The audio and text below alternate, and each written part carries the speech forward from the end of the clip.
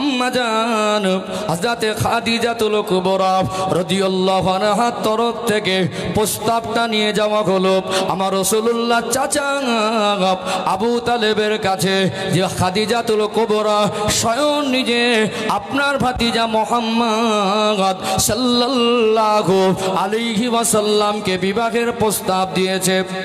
আল্লাহ নবীর চাচা জান আবু তালেব বিচক্ষণী মানুষ ছিলেন। তিনি ভাবলেন খাদিজা তহেরা এমন একটা মেয়ে যার জীবনে কোনো ব্যাড রিপোর্ট নেই। যদিও স্বামী মারা গেছে, তবে স্বামী মারা গিয়েছে ঠিকই, স্বামী সংসার করতে পারেনি এমন নয়। হায়াত মউত আল্লাহর হাতে, কুল্লু নাফসিন যায়িকাতুল মাউত, প্রত্যেকটা নফসকে মৃত্যুর স্বাদ গ্রহণ করতে হবে। অর্থাৎ আল্লাহর ডাক এসে গেলে ফাইজা জাআ আজালুহুম লা ইস্তাখিরুনা সাআতাও ওয়া লা ইস্তাকদিমুন। আল্লাহ পাক বলছেন ইন্তেকালের সময় হয়ে গেলে সামান্য যাররা টাইম আগে পিছে করা হবে না। স্বামী মারা গেছে ঠিকই, কিন্তু খাদিজা একটা পবিত্রা মেয়ে, আর আল্লাহ নবীর আব্বা নাই, আল্লাহ নবীর মা নাই। যদি এমন একটা সাহারা পেতেন, এমন একটা ধনাঢ্য, এমন একটা ধনী পরিবার যার অর্থ সম্পদের মালের কোনো কমি নেই, যদি রাসূলুল্লাহ জীবন সঙ্গিনী হিসাবে তাকে দেওয়া যায়, তাহলে নিশ্চয়ই আমার রাসূলুল্লাহর জন্য তিনি যেমন চিন্তা চেতনার মানুষ, একটা মাথা গোজার মতো সাহারা হয়ে যাবে কি যাবে না। আল্লাহ দয়াময় আমার রাসূলকে এমন পবিত্র চরিত্রের অধিকারী করেছিলেন। মা খাদিজা মুগ্ধ হয়ে গেলেন, গার্জেনের সম্মতি পেলেন। আম্মা জান খাদিজাতুল কুবরা রাদিয়াল্লাহু আনহার সঙ্গে বিবাহ বন্ধনে আবদ্ধ হয়ে গেলেন। জোরে বলুন সুবহানাল্লাহ। গোটা মক্কার অলি গলিতে যখন তখন ওই সময়ে কাফেররা তখন সমালোচনা করছে, খাদিজা তো ধনী মানুষ, খাদিজা তো সম্ভ্রান্ত পরিবারের মেয়ে, খাদিজার মাল সম্পদ এত বেশি, যার দুনিয়া আব্বা নাই, যার দুনিয়ায় মা নাই, যার কোনো জমি জায়গা টাকা পয়সা তেমন কিছু নাই, এমন একটা ছেলেকে বিবাহ করেছে। আল্লাহর নবীর বিবি আম্মা জান হযরতে খাদিজাতুল কুবরা রাদিয়াল্লাহু আনহার কাছে এই সংবাদটা চলে গেল। তিনি মনে দুঃখ পেয়ে গেলেন, মনে ব্যথা পেয়ে গেলেন। আমার রাসূলকে নিয়ে তানারা সমালোচনা করে। আম্মা জান খাদিজা ভাবলেন এই সমালোচনাটা আমার কান পর্যন্ত এসেছে। আমার স্বামী নূর নবী, দয়ার নবী, রাহমাতুল লিল আলামিন, আমার রাসূলুল্লাহর কানে যদি যান, তিনি হয়তো কষ্ট পাবেন। ভালোবাসা কাকে বলে? যেখানে যারা সমালোচনা করে, তদানীন্তন সময়ের মক্কার যারা নাম করা নেতা, বিশেষ করে যাদের অভ্যাসই ছিল সমালোচনা করা, সবাইকে আম্মা জান খাদিজাতুল কুবরা রাদিয়াল্লাহু আনহা তানার বাড়িতে খাওয়া দাওয়ার জন্য একসাথে ভালো করে খাওয়াবেন, আমন্ত্রণ জানালেন। বলুন তো দেখি, কোনো বিখ্যাত ব্যক্তির বাড়িতে যদি আমন্ত্রণ জানানো হয়, সেই বিখ্যাত ব্যক্তির বাড়ি যাওয়ার জন্য মানুষ একটু বেশি বেশি আগ্রহ প্রকাশ করে কি করে না? করে না? এখন আপনার গ্রামের কেউ যদি কোনো রাষ্ট্রপ্রধানের ডাক পায়, মনে করুন লেখাপড়া ভালো করেছে, পুরস্কৃত করবে রাষ্ট্রপতি, হয় না? তো ডাক পেলে একটা নিজের ভিতরে কি অনুভূতিটা কি হয়, যে আমাকে রাষ্ট্রপ্রধান রাষ্ট্রপতি ডেকেছে, দেশের উচ্চ পদস্থ একজন মানে রাষ্ট্রনায়ক আমাকে ডাক করেছে, একটা ফিলটা আলাদা, গর্ব করে বলে আজকে আমি যাচ্ছি। তো মা খাদিজা এমন একজন সম্মানিতা মা ছিলেন, যখন দাওয়াত করেছেন মক্কার মানুষ তারা আনন্দ করে বলছে আমার দাওয়াতটা খাদিজার বাড়ি হয়েছে। আম্মা জান হযরতে খাদিজাতুল কুবরা রাদিয়াল্লাহু আনহার বাড়িতে তাদেরকে অত্যন্ত জাঁকজমকের সঙ্গে ভালো মন্দ উন্নত মানের খাবার দিয়ে তাদেরকে পেট পুরে খেতে দেওয়া হলো। আম্মা জান হযরতে খাদিজাতুল কুবরা রাদিয়াল্লাহু আনহা বলতে লাগলেন, আপনাদের দাওয়াত করেছি, আমার একটা উদ্দেশ্য আছে, আপনারা খাওয়া দাওয়া করে চলে যাবেন না, আপনারা আমার বাড়িতে কিছুক্ষণ বসবেন। আল্লাহর নবীর বিবি, তামাম উম্মতের মা, উম্মাহাতুল মুমিনিন আম্মা জান হযরতে খাদিজাতুল কুবরা রাদিয়াল্লাহু আনহা বললেন, আপনারা একটু খাওয়া দাওয়া করে এক জায়গায় বসবেন। সবাই একত্রিত হয়ে গেল, একটা হলে এক জায়গায় করে আম্মাজান খাদিজা বলতে লাগলেন, আমি চতুর্দিক থেকে আওয়াজ পাচ্ছি, আমার এত সম্পদ, আমার এত মাল, আমার এত টাকা, আর আমি যাকে বিবাহ করেছি তার মাল সম্পদ নেই। আমার অসুবিধা হয় না, আপনাদের অসুবিধা হচ্ছে। আপনারা সমালোচনা করছেন আমার স্বামীর মাল সম্পদ নেই বলে, তবে আপনাদের ডেকেছি এই জন্য আপনারা শুনে রেখে দেন। আজকে দিনে আপনাদেরকে সাক্ষী রেখে আমি খাদিজার যত মাল সম্পদ আছে, আমি সমস্ত মাল সম্পদের মালিকানা আজ থেকে আমি খাদিজা নয়, সমস্ত মাল সম্পদের মালিকানা আমি আমার রসুলকে বানিয়ে দিলাম। জোরে বলেন না, নারাই দেখবে। আমার স্বামীর কিছু নেই, আমার অসুবিধা হয় না, তোমাদের অসুবিধা হচ্ছে। তাহলে আমার স্বামীর থাকলে ভালো হতো। তোমরা সমালোচনা করছো, আজ থেকে তোমরা শুনে বাড়ি যাও। আজ থেকে এই মালের সম্পদের মালিকানা আমি খাদিজার আর নেই, আজ থেকে আমার রসুলকেই মালিক বানিয়ে দিলাম। জোরে বলুন। মা বোনদের আদর্শ শেখা দরকার আছে না? বাপের বাড়িতে একটা জিনিস দিয়েছে, এমন মনে করে জিনিসটাকে কতবার তুলনা দেওয়া হয়ে গেছে, আমার বাপের বাড়ির জিনিস। কি মনে হয়? কি মনে হয়? ওটা আমার বাপের বাড়ির জিনিস। একটা মোটর সাইকেল দিয়েছে, শ্বশুর তো দিয়েছে। ছোট ভাইরা থাকলে বড় ভাইয়ের জিনিসে একটু আশা হয়, হয় না? একটু হাঁকু দেন না, বড় ভাইয়ের জিনিসে একটু আশা হয়। আর বড় গাছে একটু ঝড় বাঁধে বেশি। কি করবেন? একটু পড়ে গেল, ছিলে গেল, নিজে পড়ে গেল তো ছিলে যেত। এই ধৈর্য সবরটা আমাদের মধ্যে নেই। নিজেদের ভিতরে দূরত্ব তৈরি হয়। আমার আব্বা গাড়ি দিয়েছে, তোমার ভাই চাপবে কেন? যখন তখন গাড়িতে হাত দেবে কেন? সংসারে একটা অশান্তি গুলপাক পেকে যায়। দুদিন চার দিন পরে এত অশান্তি, ছেলেটা বাড়ি আসলে আর মনে শান্তি নেই। সোনার সংসারগুলো টুকরো টুকরো হচ্ছে না? তুলনা দেয়, ওটা বাপের বাড়ির জিনিস। আম্মাজান খাদিজাতুল কুবরা রাদিয়াল্লাহু আনহা বললেন, হে মক্কার মানুষ, তোমরা শুনে রেখে দাও, আজ থেকে আমার টোটাল সম্পদের মালিকানা আমার দায়িত্ব থাকবে না। আজ থেকে আমার বলে আমি কিছুই দাবি করব না। তোমাদেরকে সাক্ষী রেখে বললাম, আমার টোটাল সম্পদের মালিকানা আমার রসুলকে বানিয়ে দিলাম। যেটা বলো, কোনোদিন তুলনা দেয়নি, কোনোদিন তুলনা দেয়নি। আল্লাহ নবী দুহাত ভরে গরিব এতিম অসহায় দুঃখ কষ্ট সহ্য করতে পারতেন না, দান করতেন, এমনি করে সাহায্যের হাত বাড়িয়ে দিতেন। কোনোদিন আল্লাহ নবীকে বলেননি, ইয়া রাসূলুল্লাহ মালটা আপনি দিচ্ছেন কেন, আপনি আল্লাহর হাবিব। তখন আল্লাহ পাক আমার রসুলকে নবুয়ত দেননি। তারপরেও কোনোদিন আমার রসুলের কথার উপরে অধিকার, তিনি নিজের মাল এটা কেন করছেন, ওটা কেন করছেন, এই কথাটুকু বলিনি। জোরে বলুন সুবহানাল্লাহ। শিক্ষা আছে না নেই? আছে না নেই? আছে না? হ্যাঁ। এই জন্য আমরা দেখবেন ত্যাগ করা শিখবো। আমার রসুলের জীবনে ত্যাগ ছিল, ত্যাগী হতে হবে। কি হতে হবে? ত্যাগী। পৃথিবীতে একটা মানুষ যার ভিতরে ত্যাগ নেই, যার ভিতরে সবর নেই, আর যার ভিতরে পরিশ্রম নেই, এই তিনটে যার ভিতরে নেই, সে কোনো দিনই সফল হতে পারবে না। তিনটের একটা যদি থাকে তাও সফল হতে পারবে না। তিনটে জিনিস দরকার থাকবেই। যার ভিতরে তিনটে জিনিস নেই, সেই মানুষটা কোনোদিনই ভালো মানুষ হিসেবে, সফল মানুষ হিসেবে না দুনিয়া না আখিরাতে প্রতিষ্ঠিত হতে পারবে না। এখানে বসে সবক নেন, আমি আসবো, এটা ত্যাগের কথা বলছি। আম্মাজান খাদিজাতুল কুবরা রাদিয়াল্লাহু আনহা ত্যাগ ছিল অত্যন্ত, ইসলামের জন্য, রসুলের জন্য, আল্লাহর জন্য তার ত্যাগ। তিনি অত্যন্ত ত্যাগী ছিলেন। আমরা ত্যাগ করতে চাই না, সব সময় নিজের স্বার্থ বুঝি। কি বুঝি? সময় ত্যাগ করতে হবে, অর্থ ত্যাগ করতে হবে, অনেক সময় প্রয়োজনে পজিশন ত্যাগ করতে হবে। এই ত্যাগীকে আল্লাহ ভালোবাসে। শুধু বলে হুজুর সংসারে বরকত হয় না, শুধু বলে হুজুর আয় রুজিতে উন্নতি হয় না, শুধু বলে হুজুর এত কিছু করছি পয়সা দাঁড়ায় না। আপনি খোঁজ নিয়ে দেখুন, এত কিছু করছেন, সমাজে তো আপনার দু পয়সা দাম দিচ্ছে না মানুষ, আপনাকে দাম দিতে বাধ্য। আল্লাহ আপনাকে সমাজে সম্মানিত হিসাবে প্রতিষ্ঠিত করে দেবে। আমার রসুলের আদর্শ আপনার বুকে থাকতে হবে। আমার রসুল পৃথিবীর মানুষকে শিক্ষা দিলেন সবর করতে হবে। একটা হঠাৎ একটু ভুল বোঝাবুঝি, গালাগালি থেকে মারামারি, এই সবর কমের কারণে। কিসের কারণে? কিসের কারণে?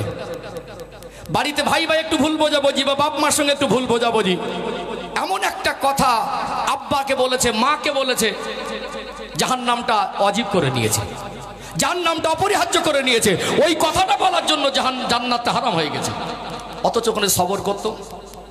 অনেক সময় মুখ বুঝে সবর করতে হয়। কি গো, এটা চরম বাস্তব একটা কথা আপনাদেরকে বলি।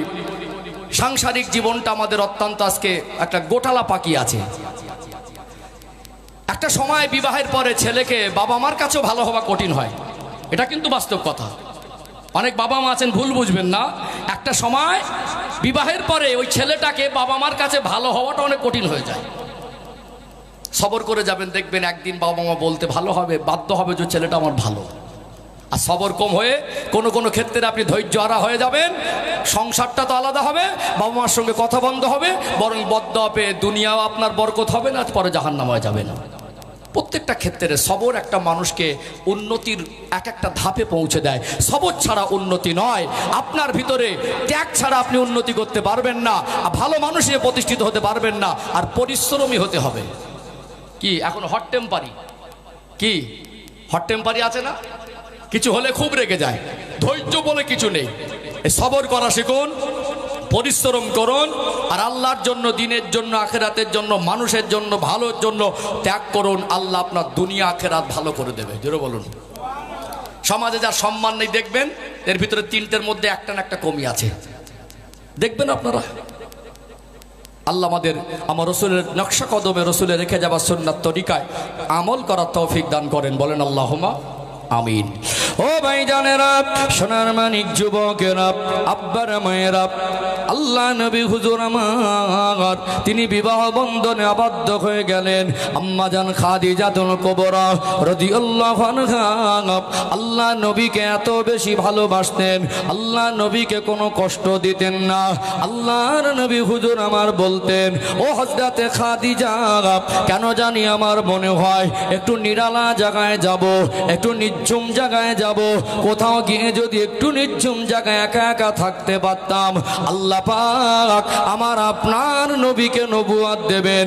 এই জন্য আমার আল্লাহ আমার রসুলকে মানসিকভাবে তিনি প্রস্তুতি গ্রহণ করার মতো চিন্তা চেতনা আমার রসুলের মধ্যে দিয়েছিলেন। আল্লাহ নবীকে বলেন, ইয়া রাসূলুল্লাহ, হাবিবাল্লাহ ও রাহমাতাল লিল আলামিন, আপনি আমার স্বামী।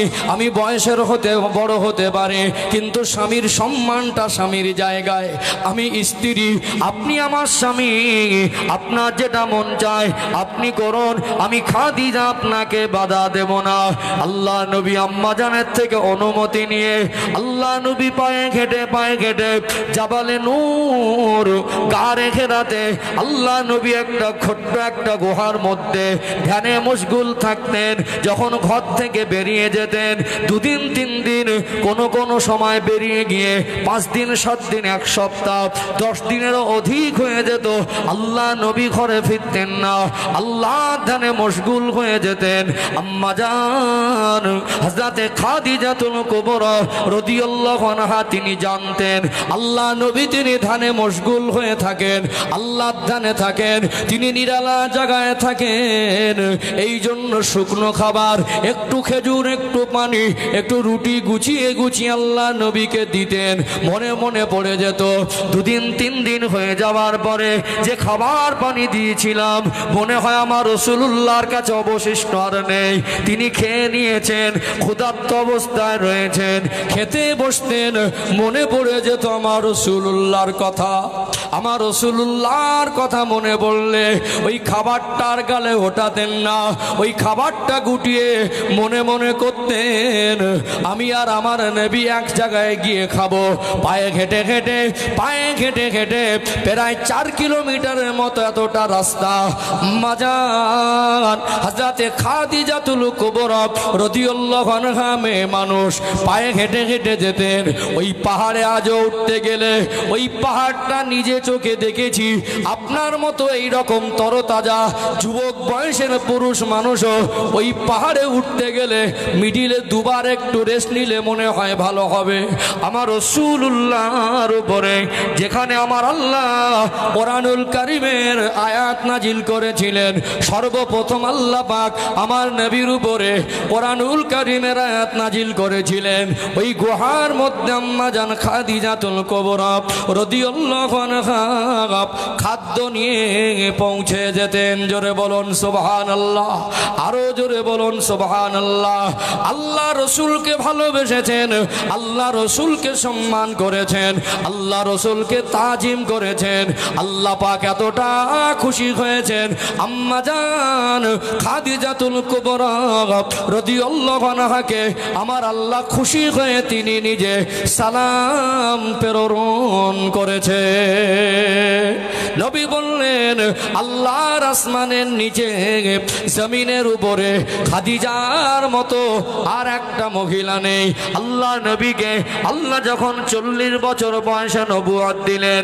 নবী আমার প্রথম কলেমার দাওয়াতটা আম্মা জান খাদিজাতুল কুবরা রাদিয়াল্লাহু আনহাকে দিলেন আল্লাহ নবী যখন বললেন খাদিজা তোমাকে একটা কথা বলতে চাই আল্লাহ পাক আমাকে নবুয়ত দিয়েছেন আল্লাহ আমাকে নবী করেছেন আপনি কি নবী বলবেন ঈমানের কলেমা পড়ে মুসলমান হবেন আম্মা জান হযরতে খাদিজাতুল কুবরা রাদিয়াল্লাহু আনহা তিনি আমার রাসূলুল্লাহর আমার নবীর পূর্ণিমার চাঁদের মতো চমকানো চেহারার দিকে তাকিয়ে বললেন ইয়া রাসূলুল্লাহ ইয়া হাবিবাল্লাহ আপনার সঙ্গে আমার এই বৈবাহিক জীবন দাম্পত্য জীবন আমার আজকে বয়স হলো 55 বছর আমি খাদিজা 15টা বছর আপনার জীবন সঙ্গিনী হিসাবে কাটাবার সৌভাগ্য আল্লাহ আমায় দিয়েছেন আপনার চালচলন আপনার আদর্শ আপনার কথা আপনার চলা আপনার বলা আর 10টা সাধারণ মানুষের মতো নয় আল্লাহ আমি খাদিজার কপালকে অনেক বড় করেছেন দুনিয়ার মেয়ের একটা সাধারণ মানুষকে স্বামী হিসাবে পেয়েছে আল্লাহ দয়াময় আমি খাদিজাকে আল্লাহর প্রিয় হাবিব তার নবীর স্ত্রী হওয়ার সুযোগ দিয়েছে ইয়া রাসূলুল্লাহ ইয়া হাবিবাল্লাহ আমি খাদিজা আমার মনে যারা কোনো সন্দেহ নাই আপনি যে আল্লাহ নবী এতে কোনো সন্দেহ নাই আপনি আমাকে ঈমানের কলেমা পড়িয়ে মুসলমান করে দেন আল্লাহ নবীর কাছে ঈমানের কলেমা পড়ে মুসলমান হয়ে গেলেন ও ভাইরা বাবাজিরা ইসলামের জন্য ত্যাগ ছিল আমার রাসূলুল্লাহর জন্য ত্যাগ ছিল ত্যাগী হওয়া ছাড়া আল্লাহকে সন্তুষ্ট করা সম্ভব হয় না ত্যাগ না করতে পারলে দ্বীনের জন্য ইসলামের জন্য আপনার সম্মান মর্যাদা যতই মনে করেন মানুষ ওনাকে সম্মান করে ওই লোকটাকে মানুষ ভালো বলে আপনি যদি সমাজের জন্য মানুষের জন্য ইসলামের জন্য আল্লাহ রাসূলের জন্য ত্যাগ করতে না পারেন আপনার জীবনের সফলতাটা সহজে আসবে না আম্মা জান খাদিজাতুল কুবরা রাদিয়াল্লাহু আনহার জীবনের একটা বড় আমল ছিল তিনি ত্যাগ করেছিলেন আল্লাহ নবী নবুয়ত পেলেন 40 বছর বয়সে 7 বছর দিনের দাওয়াত দিলেন 47 বছর বয়স হয়ে গেল রাসূলুল্লাহ সাহাবাদেরকে যারা মুসলমান তাদেরকে কাফেররা দারুন নাদওয়াতে মিটিং করে একটা চিঠিতে একটা কাগজে কয়েক দফা দাবি লিখেছিল মুসলমানদেরকে বয়কট করেছিল যারা মুসলমান এদের সঙ্গে কথা বলবো না যারা মুসলমান এদের কাছে মাল বিক্রি করব না যারা মুসলমান এদের থেকে কোনো মাল কিনবো না সমস্ত রকম সম্পর্ক ছিন্ন করে দিয়েছিল 3 বছর একটা পাহাড়ের গুহার মধ্যে নবী আমার আশ্রয় নিয়েছিলেন আমার রাসূলুল্লাহ সাহাবায়ে কেরামদেরকে নিয়ে আম্মা জান হযরতে খাদিজাতুল কুবরা রাদিয়াল্লাহু আনহা বললেন ইয়া রাসূলুল্লাহ ইয়া হাবিবাল্লাহ আজকে দিনটা আপনার উম্মতের জন্য বড় দুর্দিন আপনি চিন্তিত হয়ে আছেন কোনো মাল বাজারে ওরা আপনাকে বিক্রি করবে না মুসলমানদের কোনো মাল কিনবে না সাহাবাদের খাবার কষ্ট হবে আমি খাদিজার যতটুকু মাল অবশিষ্ট আছে সব কিছু ইসলামের জন্য আপনি দুহাত ভরে খরচা লক্ষ্য করুন, মা খাদিজার মালগুলোকে নিয়ে আমার রাসূলুল্লাহ সাহাবাদের জীবনটা চালাতে লাগলেন। একটা সময় খাদ্য সংকট দেখা দিল। সাহাবারা বলছেন, ক্ষুধার জ্বালা নিবারণের জন্য পাহাড়ি গাছের পাতা খেয়েছি, ক্ষুধার জ্বালা নিবারণের জন্য শুকনো পশুর চামড়াটাকে পানি দিয়ে সেদ্ধ করে খেয়েছি, তথাপিও আল্লাহ রসুলের পাশ থেকে সরে যায়নি। এমন এমন দুর্দিনের সময় মা খাদিজা ইসলামের জন্য তার সর্বস্বটা কুরবান করে দিয়েছিলেন। জোরে বলেন না। কি করতে হবে? ত্যাগ করতে হবে। আমরা তো মনে করি জীবনে যা রোজগার করি সবটাই দুনিয়াদারি। না, আল্লাহ দানি ব্যক্তিকে একটা আলাদা সম্মান দেন। দেখবেন দুনিয়া আপনার গ্রামে যে কটা মানুষ ভালো কাজে অসহায় মানুষকে সাহায্য করে, মসজিদে দান করে, মাদ্রাসায় দান করে, কারো দুঃখ কষ্ট শুনে টাকা ধার দিয়েও সাহায্য করে, এইরকম যে কটা মানুষ আছে বেছে বেছে বেছে বেছে দেখবেন, এদের দেখলেই যেন অন্তর থেকে একটা শ্রদ্ধা আসে। দেখবেন ও পিছনে গালাগালি দিলেও না, সামনে গেলে দেখবেন একটু মনটা নরম হয়ে যাবে। দেখবেন এরকম মানুষ আছে। মানুষকে যারা ভালোবাসে, ভালো কাজে যারা ত্যাগ করে, আল্লাহ পাক তাদের সম্মানকে বাড়িয়ে দেয়। জোরে বলুন। দুনিয়ায় বাড়াবে আর আখিরাতেও বাড়াবে। এই জন্য এখান থেকে আজকে মাহফিল থেকে শিক্ষা নেন, আমাদের সাধ্য মতো আমরা যখন ইসলামের জন্য কোনো প্রয়োজন হবে, যখন কোনো মানুষের জন্য প্রয়োজন, ভালো কাজে প্রয়োজন হবে, আমরা আমাদের সাধ্য মতো ত্যাগ করব ইনশাআল্লাহ। আজকে বলুন তো, এই যুবক ছেলেদের ত্যাগ নেই? কি দরকার ছিল বাড়ি বাড়ি গিয়ে নিজের কাজ কাম ফেলে দিয়ে চাঁদা তোলা? বুঝতে পারছেন না? মানে ত্যাগ নেই। কি দরকার ছিল মানুষের সমালোচনা শোনা? এত কষ্ট করে সংসারের কাজ বাদ দিয়ে থলে হাতে করে নিয়ে যেমন ভিক্ষা করে, এর কাছে গিয়ে বলছে ভাই নবী দিবস করবো কিছু দে, ওর কাছে গিয়ে বলছে ভাই নবী দিবস করবো কিছু দে, পাশ থেকে আবার কেউ কাটিও মারছে। এটা একটা ত্যাগ না? এটা একটা ত্যাগ না? এর বিনিময়ে আপনি কি বুঝবেন? আল্লাহ দেবে। কে দেবে? আল্লাহ দেবে। আপনার কাছে কিছুই না হতে পারে, মনে হতে পারে আজকে এদের ওসিলায়, এদের কষ্ট মেহনতে, আর যারা দিয়েছেন তারাও তো ত্যাগ করেছেন, তাদের ত্যাগের বিনিময়ে আজকে রাসূলুল্লাহর ভালোবাসার মানুষের অন্তরে জীবিত হওয়ার মতো, জান্নাতে যাওয়ার মতো একটা রাস্তা খোঁজার মতো মজলিস আজকে লক্ষ্মীকান্তপুর গ্রামে বাস্তবায়ন হয়েছে। জোরে বলুন। ত্যাগ ছাড়া কি হয়েছে নাকি? ত্যাগ ছাড়া কি হয়েছে? ত্যাগ ছাড়া হয়নি। দেখবেন কোনো ভালো কাজ দেখতে ভালো লাগে, ওর পিছনে বহু মানুষের ত্যাগ আছে। মসজিদটা এমনি হয়েছে নাকি?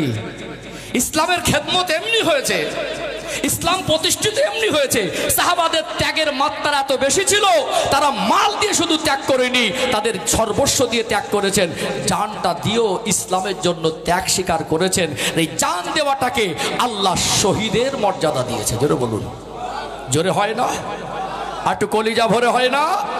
নারাই তাকবীর। দেখুন কিছু কিছু আলোচনার ধারাটা একটু সূক্ষ্ম হয়, বুঝে নেবেন। সব কথা হালকাভাবে নিলে কিন্তু হবে না। আজকে যে ইসলাম প্রতিষ্ঠিত হয়েছে এটা কিন্তু ত্যাগেরই বিনিময়। কিসের বিনিময়? সাহাবারা যদি ত্যাগ না করতেন, এত গোটা বিশ্বে ইসলাম এত সহজে ছড়াতো না। রাসূলুল্লাহ রেখে গেলেন 1.5 লাখের মতো সাহাবা। কতটা? কতটা? 1.5 লাখের মতো। আজকে মুসলমানের সংখ্যা কত জানেন? 200 কোটির বেশি। জোরে বলবেন না? এটা প্রাণ খুলে হয় না? আর একটু কলিজা ভরে হয় না? তাহলে কোথায় পৌঁছালো? আমার রাসূলের ওফাতের পরে সাহাবায়ে কেরামেরা বললেন, দিনটা কি এই পর্যন্ত থাকবে না আরো দূরে যাবে? কিছু কিছু সাহাবা বললেন, নবী বিদায়ী হজের ভাষণে বলেছেন যে সাহাবারা, আমি তোমাদের কাছে যেটা পৌঁছে দিচ্ছি, এই কথাগুলো তোমরা যারা এখানে হাজির আছে, তোমরা যারা শুনছো, যারা এখানে হাজির নেই, তাদের কাছে পৌঁছে দিও। কাদের কাছে? তাদের কাছে। ও ভাইজানেরা, সোনার মানিক যুবকেরা, আব্বারা, মায়েরা, বাস্তব জীবনের কথা বলছি। ভালো সোহবাতে ওঠা বসা করবেন, আল্লাহ ওয়ালাদের সোহবাতে ওঠা বসা করবেন, নেক মানুষদের সোহবাতে ওঠা বসা করবেন। জীবনে অনেক কিছু শেখা যায়। এমন মানুষের সোহবাতে বসেছি, এই গোটা পৃথিবী ভ্রমণ করা মানুষ। তিনি বলতে বলতে, তিনি একজন আলেম বান্দা, বলতে বলতে বলছেন যে আল্লাহ আমাকে গোটা পৃথিবীর অধিকাংশ দেশে ঘুরিয়েছেন। আল্লাহ নবী হুজুর আমার ওফাত হয়ে গেল, ইন্তেকালের পরে সাহাবাদের একটা দল এই কলেমার বাণী নিয়ে তারা নিজের ঘর সংসার ত্যাগ করে, বিবি বাচ্চার মায়া ত্যাগ করে, মাল সম্পদ দুনিয়াদারির মায়া ত্যাগ করে শুধুমাত্র মানুষ যদি ইসলামের ছায়াতলে আসে জাহান্নাম থেকে বেঁচে যায়, দিনের খেদমতের দায়িত্ব নিয়ে বেরিয়ে এসেছিলেন। আফ্রিকার জঙ্গলের কিনারায় উঠে গেল। আফ্রিকার জঙ্গলের কিনারায় উঠে গিয়ে সেখানে গিয়ে দেখলো একটা জঙ্গলের কিনারা, ওই জঙ্গলের হিংস্র পশুদেরকে লক্ষ্য করে তারা বয়ান করেছিল, ইয়া আইয়ুহাল হাসারাত, এ জঙ্গলের হিংস্র জন্তুরেরা তোমরা শুনে রেখে দাও, আমরা হলাম নূর নবী, দয়ার নবী, মায়ার নবী, রাহমাতাল লিল আলামিন, সেই রাসূলুল্লাহর সাহাবা।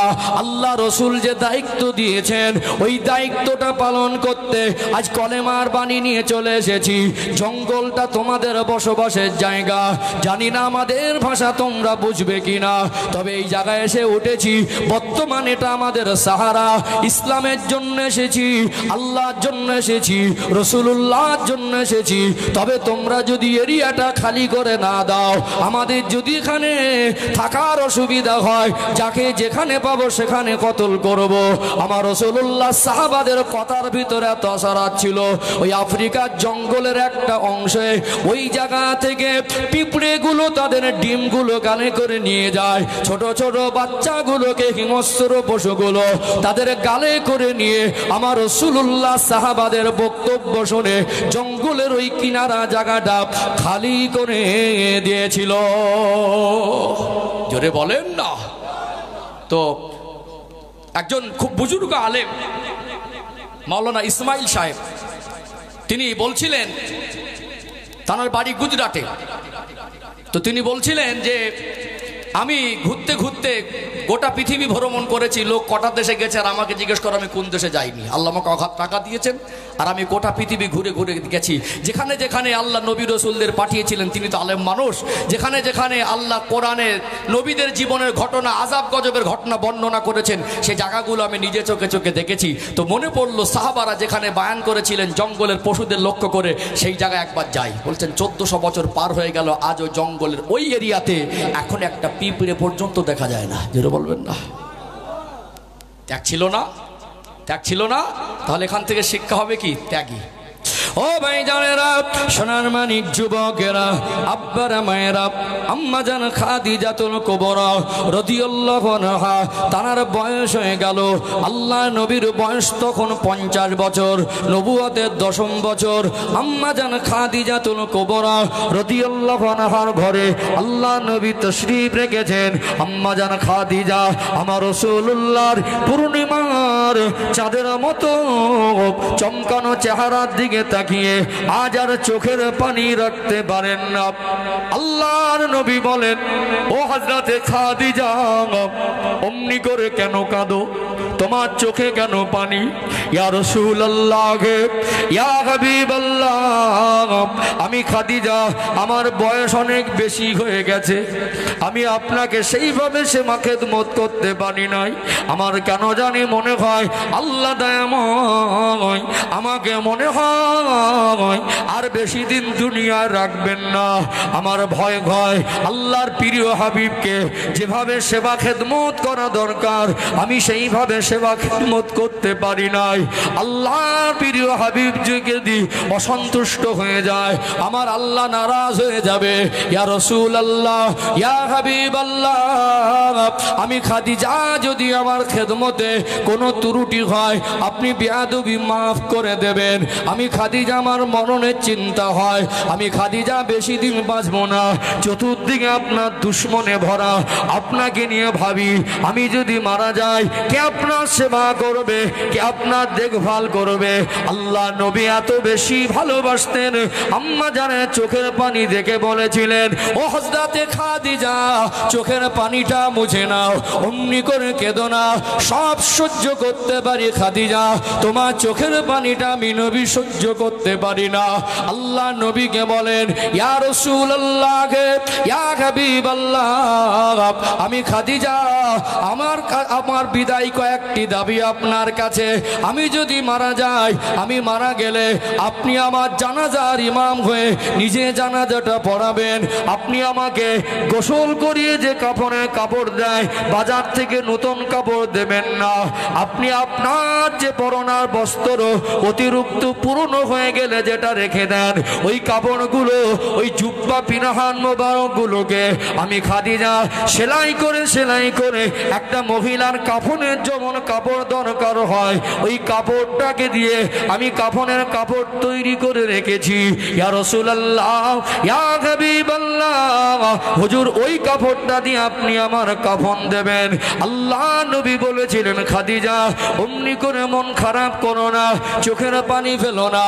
আমার রাসূলুল্লাহ সান্ত্বনা দিয়েছিলেন ঠিকই, কিন্তু আল্লাহ পাক মা খাদিজাকে ডেকে নিলেন। আমার রাসূলুল্লাহর একটা সাহারা উড়ে গেল। আমার রাসূলুল্লাহ তিনি এত মানসিকভাবে ভেঙে পড়েছিলেন, আমার রাসূলুল্লাহর মনে দুঃখ কষ্ট এতটা বেশি হয়েছিল। আমার রাসূলুল্লাহ নিজে জানাজার ইমাম হয়েছিলেন। মা খাদিজাকে আমার রাসূলুল্লাহর যে কাপড়, পুরনো কাপড় মোবারক দিয়ে কাফনের কাপড় দেওয়া হয়েছিল, আল্লাহ নবীর বিবি আম্মা জান খাদিজাতুল কুবরা রাদিয়াল্লাহু আনহা যে বছরে ইন্তেকাল করলেন, ওই বছরে আল্লাহ নবীর চাচা আবু তালেবও চলে গেলেন। চতুর্দিক থেকে কাফেররা আল্লাহ নবীকে চেপে ধরার পরিকল্পনা চেষ্টা করছে, জানে মেরে দেবে। আল্লাহ নবী মনে পড়ে গেল, রাতের বেলা বিছানায় গিয়ে ঘুমাতেন না, কোনো জায়গায় গিয়ে মনে শান্তি থাকতো না, চিন্তা করতেন। আমার দুটো বড় সাহারা, একদিকে খাদিজা, অপরদিকে আমার চাচা আবু তালেব, দুজনেই একই বছরে কয়েক দিনের ব্যবধানে বা কয়েক মাসের ব্যবধানে চলে গেলেন। আল্লাহ নবীর মনে হলো যে আমার শিশুকালের শৈশবকালের 4টে বছর তায়েফের জমিনে অতিবাহিত হয়েছে, যেহেতু মক্কায় চতুর্দিকে এই মুহূর্তে দুশ্মনে ভরা। আমার চাচা চলে যাবার পরে, আমার বিবি চলে যাবার পরে ওরা আমাকে জানে মেরে ফেলার পরিকল্পনা করছে।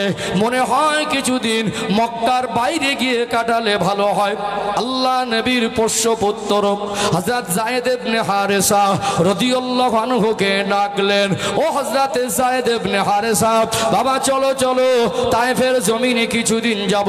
আল্লাহ নবী তিনি তার পোষ্যপুত্র হযরত যায়েদ ইবনে হারেসা রাদিয়াল্লাহু আনহুকে সঙ্গে করে নিয়ে তায়েফের জমিনে চলে গেলেন, যেখানে মা হালিমাতুস সাদিয়ার ঘরে 4 বছর লালিত পালিত হয়েছিলেন। তায়েফের অলিগলি ঘুরে ঘুরে তায়েফের মানুষের মাঝে মাঝে গিয়ে নবী আমার টানা 1 মাস ধরে, টানা 1টা মাস মেহনত করে তায়েফের মানুষকে কলেমা দাওয়াত দেয়। তায়েফের মানুষ এত হিংস্র, তায়েফের মানুষ এত হিংস্র, আমার রাসূলুল্লাহর কোনো কথা তো মানে না। একজনও মুসলমান তো হয়নি, বরং আমার নবী গিয়ে বললেন, এ তায়েফের মানুষেরা, এ তায়েফবাসী, আমার শৈশব জীবনের 4টে বছর আমি এই তায়েফে বড় হয়েছি। আল্লাহ মায়ের নবুয়ত দিয়েছেন, আল্লাহ আমাকে নবী করেছেন, আমি সেই নবী মুহাম্মদুর রাসূলুল্লাহ। আপনারা আমার হাতে হাত দিয়ে ইমানে কলেমা পড়ে মুসলমান হয়ে যান, এক আল্লাহকে মেনে নেন। তায়েফবাসী মানে না, বরং তারা বলল এই এলাকায় কে থাকতে দেব না। মানুষকে লিলিয়ে দিল, ছোট ছোট বাচ্চাকে শিখিয়ে দিল, দেখ দেখ পাগল এসেছে। আহারে আমার রাসূলুল্লাহর চেহারা মোবারক আল্লাহ এত সুন্দর করেছিলেন, আমার রাসূলুল্লাহর চেহারা মোবারকের দিকে দেখলে ক্ষুধার জ্বালা যন্ত্রণা নিবারণ হয়ে যেত। আমার রাসূলুল্লাহ যখন মুস্কে হাসতেন, আমার রাসূলুল্লাহ দাঁত মোবারক গুলা মুক্তার দানার মতো জ্বলত। আমার রাসূলুল্লাহ যখন ঘেমে যেতেন, ঘামের কাতরাগুলো থেকে একটা চিলকানি নূরের জ্যোতি বের হতো। যদি রোদের কোনো ফোকাস, কোনো আলোর কোনো ফোকাস আমার রাসূলুল্লাহর ওই ঘামের কাতরা মোবারকে লাগতো, একেবারে নূরের মতো একটা ঝলকা ঝলকানি দেখা যেত, সেই নবীকে পাগল বলে। সেই নবীর পিছন থেকে তায়েফের মানুষেরা পাথর ছুঁড়ে ছুঁড়ে মারে। হযরত যায়েদ ইবনে হারেসা রাদিয়াল্লাহু আনহু বলেন, আমি যদি মারা যাই কোনো যায় আসে না, আমার রাসূলকে ওরা লক্ষ্য করে পাথর মারে, আমার রাসূলের এই সোনার শরীরে আঘাত আমি যায়েদ ইবনে হারেসা আমি সহ্য করতে পারবো না। পাথর ছুঁড়ে মারে, অমনি সামনে গিয়ে ঢাল হয়ে যায়, আবার পিছনের দিকে পাথর ছুঁড়ে মারে, আবার ঘুরে গিয়ে ঢাল হয়ে যায়। হযরত যায়েদ ইবনে হারেসা রাদিয়াল্লাহু আনহু গোটা শরীরটা রক্তাক্ত হয়ে গেল। তিনি আর আমার রাসূলকে তিনি আর রক্ষা করতে পারছেন না। তায়েফবাসীর পাথর ছুঁড়ে মারা, ওই পাথরগুলো আমার রাসূলুল্লাহর চেহারা মোবারকে এসে লাগে, আমার নবীর শরীর মোবারকে লাগে, আমার নবীর মাথা মোবারকে লাগে। গোটা শরীরটা রক্তাক্ত হয়ে গেল, গোটা শরীর মোবারক খুন আর খুন হয়ে গেল। আল্লাহ নবীর শরীরে রক্ত মোবারক গড়িয়ে গড়িয়ে যে নালায়েম জুতা মোবারকের ভিতরে জমে যায়। নবী আমার আর হাঁটবার মতো ক্ষমতা নাই, আর দাঁড়াবার মতো শরীরে ক্ষমতা নাই।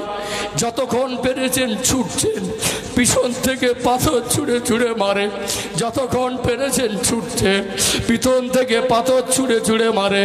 আমার রাসূলুল্লাহ এতটা আঘাত পেয়েছিলেন, তায়েফের জমিনে বেহুশ হয়ে পড়ে গেলেন।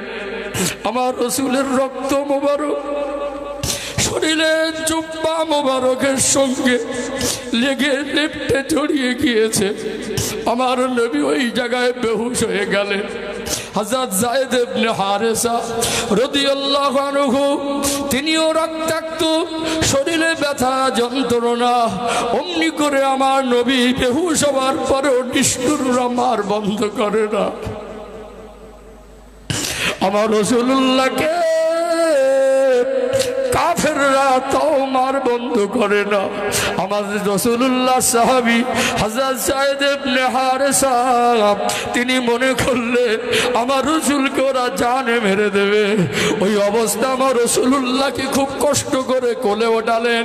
কোথাও যদি একটু সাহারা পাই, কোথাও যদি একটু কিনারা পাই, টেনে টেনে টেনে টেনে আমার রাসূলকে বড় কষ্ট করে তায়েফের একটা আঙুর বাগানের মধ্যে আশ্রয় নিয়েছিলেন।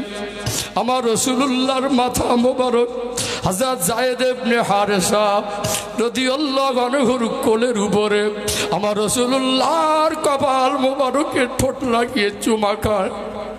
আমার রাসূলুল্লাহর শরীরের রক্ত মোবারক গুলো হাত দিয়ে মুছে দেয়। গোটা তায়েফের জমিনটা যেন আজ স্তব্ধ হয়ে গেছে। কেঁদে কেঁদে বলেন, নরম সুরে ডাকেন, ইয়া রাসূলুল্লাহ, ইয়া হাবিবাল্লাহ, আমি যায়েদ ইবনে হারেসা, হুজুর একটুখানি কথা বলেন, হুজুর একটুখানি ওঠেন। আল্লাহ নবী সেন্সলেন্স হয়ে আছে। আমার রাসূলুল্লাহ শুধু নাকের মোবারকের কাছে হাত লাগায়, শ্বাস প্রশ্বাসটা জারি আছে। নবী আমার চক্ষু মোবারক খোলেন না। আমার আল্লাহ নারাজ হয়ে গেলেন, আমার আল্লাহ নাখোশ হয়ে গেলেন। ডাক দিলেন, ও হযরতে জিবরাইল আলাইহিস সালাম, যান যান, গজবের ফারিস্তাদের নিয়ে যান। আমি আল্লাহকে আর ভালো লাগে না, আমার হাবিবকে এত বেশি কষ্ট দেয়। যান যান, আমার হাবিব বেহুশ অবস্থায় তায়েফের জমিনে পড়ে আছে। আমার রাসূলকে গিয়ে আমি আল্লাহর পক্ষ থেকে সালাম দেবেন, আর আমার হাবিবকে গিয়ে জিজ্ঞাসা করুন, পাহাড়ের গজবের ফারিস্তাদের নিয়ে যান।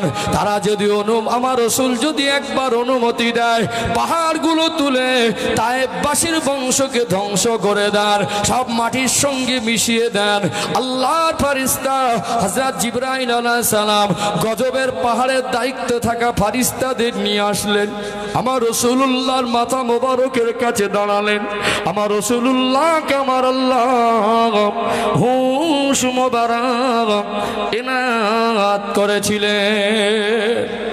আল্লাহ আল্লাহ নবী হুজুর আমার হুঁশ মোবারক ফিরবে, চক্ষু মেলে দেখলেন আল্লাহ নবীর নজর পড়ে গেল হযরত যায়েদ ইবনে হারেসার দিকে। চোখ থেকে টপ টপ করে পানি ঝরে। ও বাবা যায়েদ ইবনে হারেসা, অমনি করে কাঁদো কেন? বলো বলো, যারা আমাকে মেরেছিল তারা কোথায়? ইয়া রাসূলুল্লাহ, হাবিবাল্লাহ, তারা এখানে কেউ নাই, সব চলে গেছে। এমন সময় হযরতে জিবরাইল আমিন সালাম দিলেন, আসসালামু আলাইকা ইয়া রাসূলুল্লাহ, আসসালামু আলাইকা ইয়া হাবিবাল্লাহ। আল্লাহ নবী সালামের জবাব দিলেন। আল্লাহ নবী বললেন, বাবা যায়েদ ইবনে হারেসা, একটু আমাকে তুলে বসিয়ে দাও। আল্লাহ নবীকে ধরে একটু তুলে বসালো হলো। জিবরাইল সালাম বললেন, ইয়া রাসূলুল্লাহ, হাবিবাল্লাহ, আল্লাহ পাক আপনাকে এই কষ্ট দেওয়া দেখে আর সহ্য করতে পারেন না, শুধু আপনার অনুমতির অপেক্ষা। তায়েফবাসীকে ধ্বংস করে দেব, আর আল্লাহ আপনাকে সালাম পাঠিয়েছেন, আপনি একটু অনুমতি দেন। আল্লাহ নবী বললেন, ও ভাই জিবরাইল, আল্লাহ আমাকে মনুষ্য জাতির জন্য বদদুয়া করার জন্য পাঠায় নাই, আমার আল্লাহ আমাকে তামাম সৃষ্টি জগতের জন্য রহমত স্বরূপ করে পাঠিয়েছে। আমি জানি আমি যদি বদদুয়া করে দেই, আমার আল্লাহ মায়া তো ভালোবাসে, আমার এই রক্তমাখা হাতকে আমার আল্লাহ ফেরাবেন না। কি রহমতের নবী আমার রাসূলুল্লাহ বলে, বাবা যায়েদ খুব পানি পিপাসা পেয়েছে, একটু কোথাও কি পানি পাওয়া যাবে? আজকে তো তায়েফের জমিনে যাবেন, আমার রাসূলুল্লাহ যে আঙ্গুর বাগানে আশ্রয় নিয়েছিলেন, ওই আঙ্গুর বাগানটা আমি দেখে এসেছি। ওই আঙ্গুর বাগানটায় তখনকার সময় একটা মালি ছিল, যার নাম হলো আদাস। হযরত যায়েদ ইবনে হারেসা রাদিয়াল্লাহু আনহু বললেন, হে বাগানের মালিক, একটু কি কোনো খাদ্যবস্তু তোমার কাছে আছে?